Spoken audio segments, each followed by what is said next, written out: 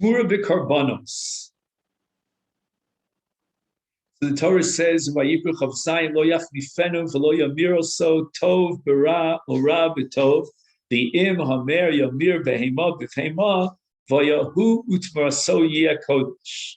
So the Torah is telling us that he wasn't allowed to do this tmura lo yachlifenu. He has a korban that has already kedushas korban, it has kedushas guf, and he's not allowed to sort of exchange that kedusha for or transfer it over to a bemis chulin.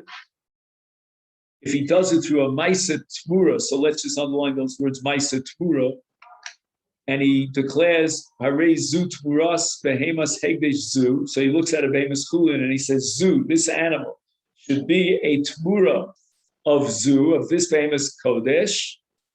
Then the halacha is that the kedusha of the behemas kodesh is now imposed, it's cloned, if you will, onto the behemas chulin. But nevertheless, the behemas hegdesh remains in its original status. You cannot be machal it because kedusha saguf doesn't lend itself to any sort of chilul or pidyon. So shtem kedoshim, and he violates a law, and he gets malchus for his dibur. So this is one of the rare cases of a lav shem bo ma'aser, which gets malchus for dibur, like kalel or nishpa or memir. Those are the three lavim that generate malchus even in the absence of a ma'aser. Now, I don't know, in my copy here, footnote number 9 is cut off. On the other side, maybe? It should be on. Oh, great, it's on the back. Wait a minute, why don't I just use the back? What am I missing if I use the back? I don't. You have the back looks. Have all. Oh, it just doesn't have the hakdama on top, but I don't need that. We did that yesterday. Okay, great. So I'm going to use this. Right. Now he says, there's a possibility of violating 2 lavim. Oh yeah, because it says lo yachlifenu v'lo yamir oso. So we'll have to see if he gets 2 malchus or only 1. Okay, now what is a ma'aser tmura? We underlined the word ma'aser tmura. Now let's see what it is.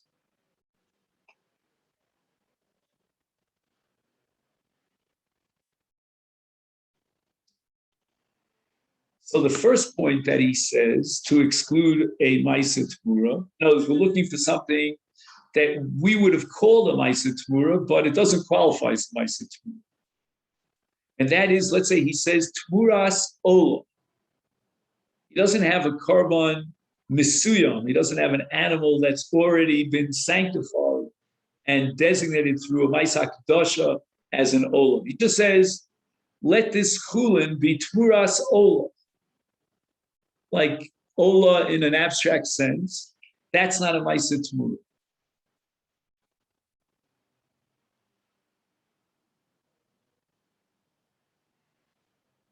And he has here footnote number Yud, am I correct? He tells you that there's a Mishnah in Torah of Zayinom and Beis.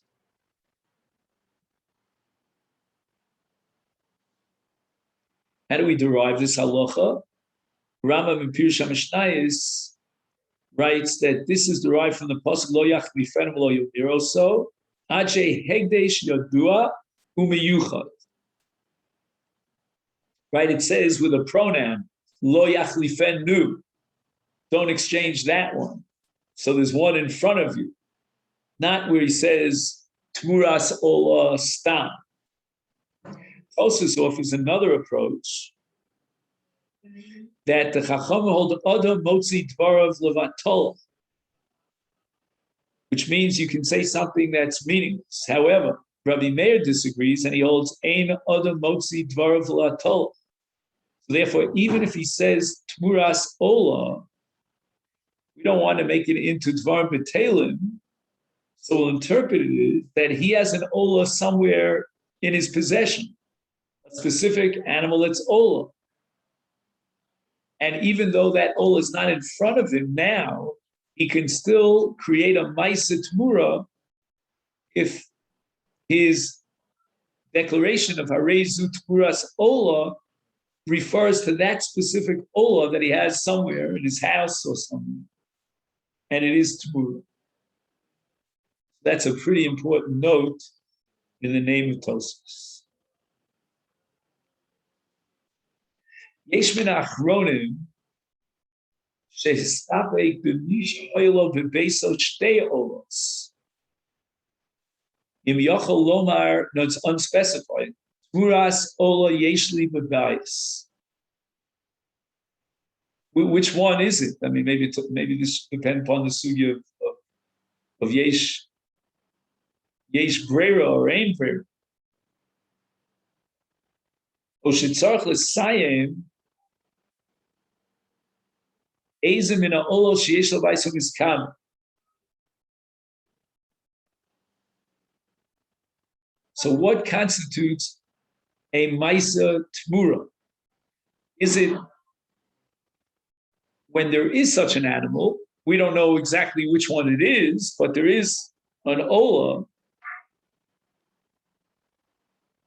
Or do we say no? A Maisa Tmura has to be on an animal, a carbon that's Misuya.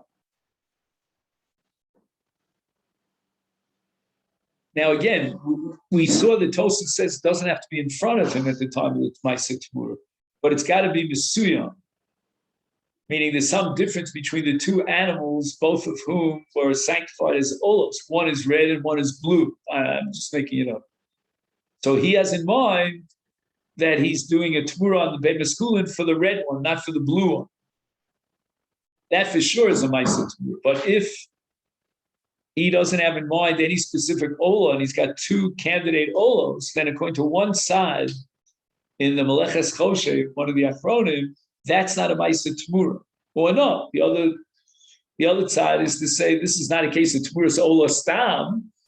He says specifically Tmuras Ola Sheish L'Bei, so he hasn't designated one specific Ola for the Tmura, and yet the Tmura is considered a Maisa Tmura according to that side.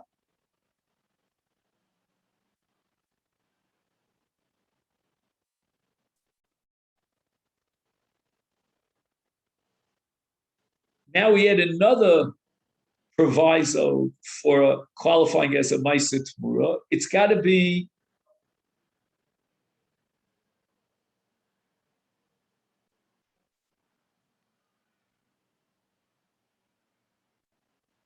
a Baal Behemas Hegdish, meaning I own this animal that's Hegdish. I can't point to a Behemas Chulin and say Harezu Tmuras your Ola. I can only do it for my Ola.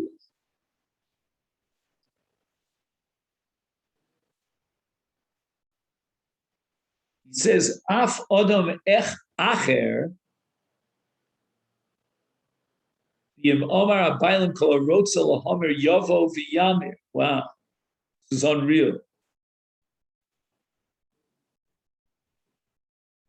Supposing I do a Maisa Tmura on your animal, but you had declared vis-a-vis your animal that anyone who wants to be Maimir your animal has license to do so, permission to do so.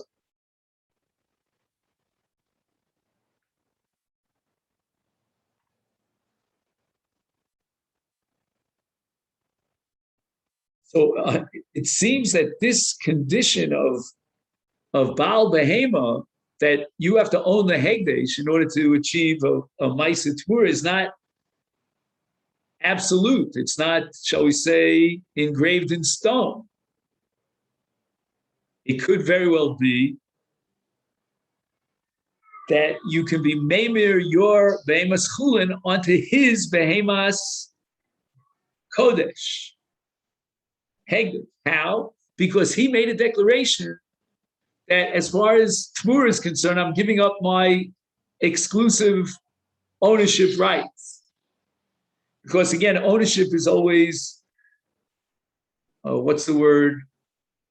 divisible. You can divide up ownership rights into many different dimensions. Like, for example, I could sell you something, but only for the parents.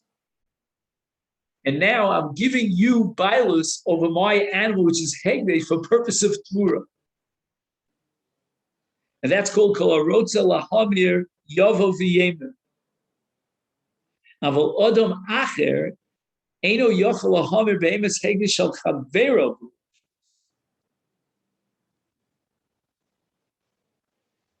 What do you mean by odom acher?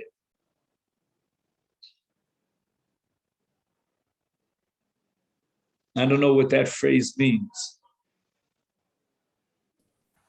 Aval odom acher.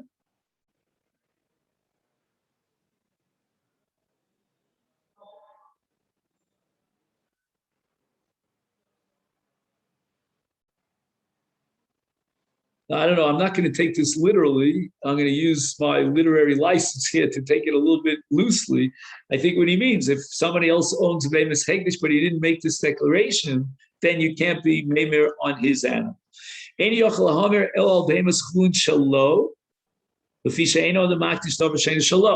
not only does the behemoth hegdish upon which he's trying to be memer have to be his, but the behemoth chulin has to be his. I can't come to your behemoth into your corral and say, "Harei zu tmura su." So that's not a ma'isa tmura.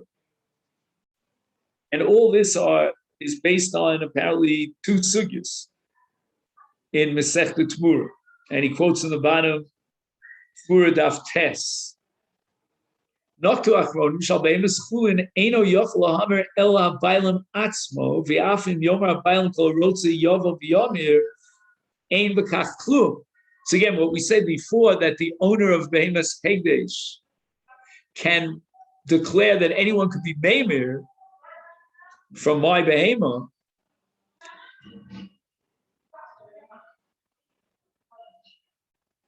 That only applies. In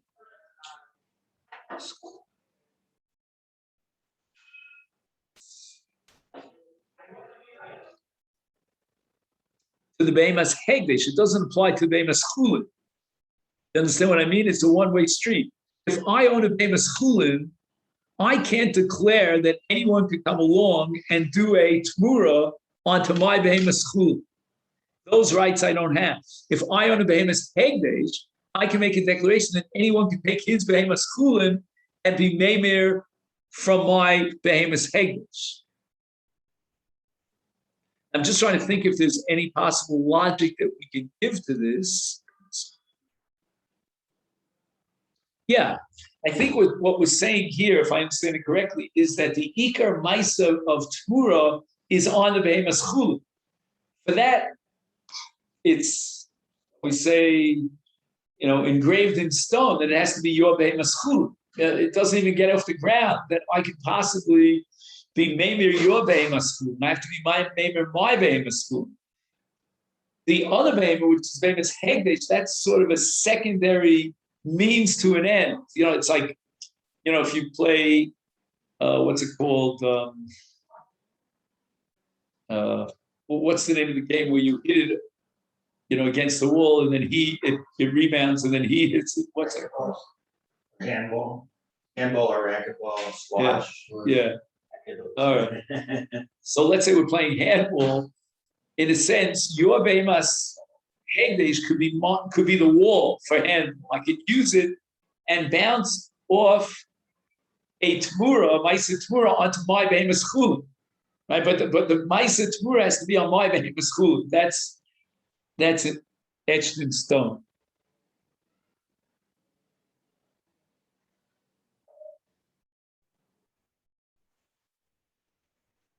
That's what he says. Al behemoth chulin eino yochel lahamer ela habailam atzma.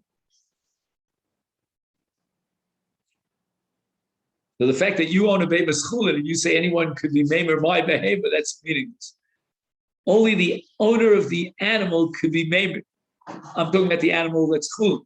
As far as using a behemoth hegdesh to create a ma'aseh tmura from my behemoth chulin, that I can do with your behemoth hegdesh if you declare that I have permission license to use your animal to create a tmur. If I give you that permission, But you own what? I own the Which one? Bemis Hegdish or Bemis Hegdish? Yeah.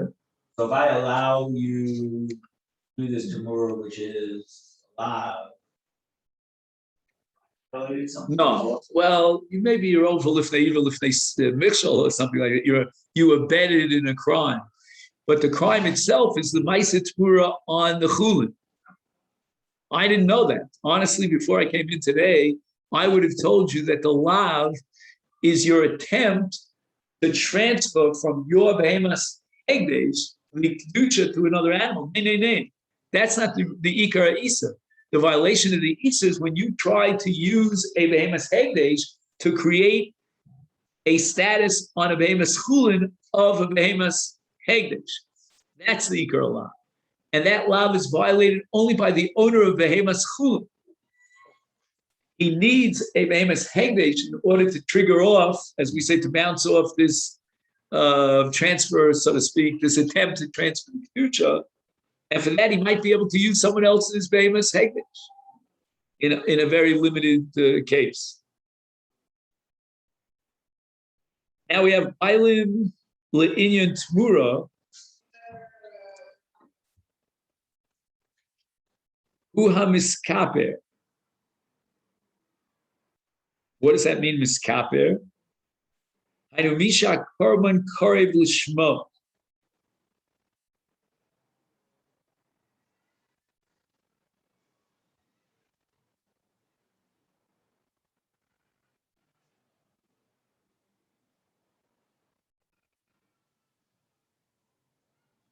So he says the following.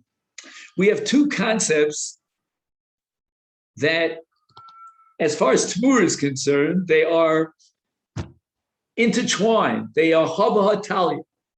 We have a concept of bailus, and we have a concept of miskaper. What happens if you split the two?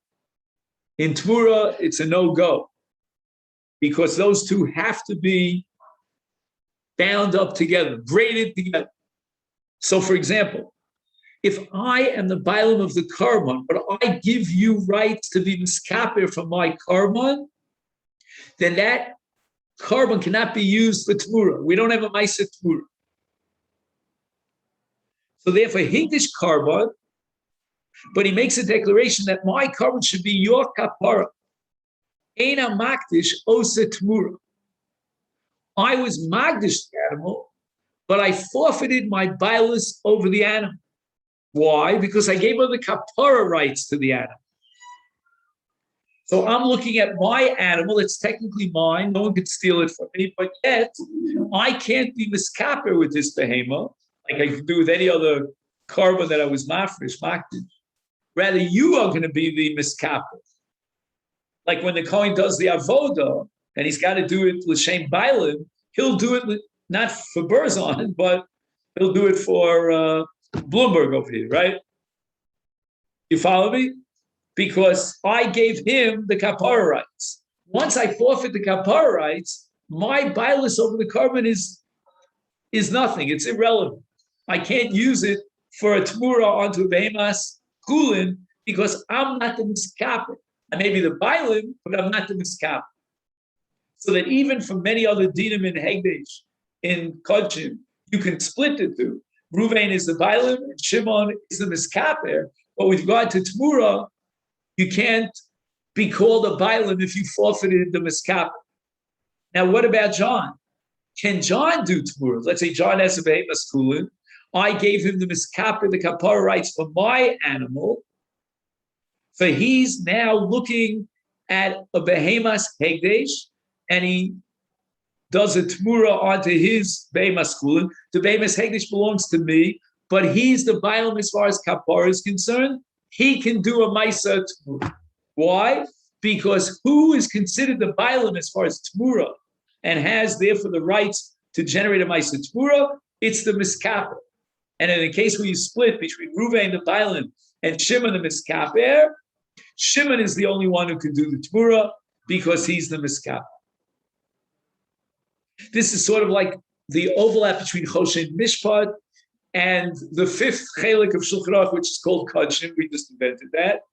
And the overlap is what happens if it's Ruvain's animal, as far as Choshen Mishpat is concerned, but as far as the fifth chelik of Shulchan Aruch, in Dini Kodshim, it belongs to the Miskaper at Shimon, then what determines Bailus in order to generate or allow for a Maisa Tmura? It's the Bailus of the Miskaper. In Lishma, for example, the same thing would apply, that the requirement of Lishma and the Avodas HaKarban would be Lishma L'Shem Miskaper.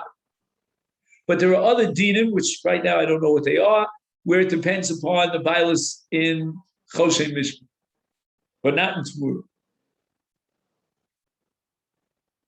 All right, so let's make a note of where we got up to. Let's see. Af chatos v'osham.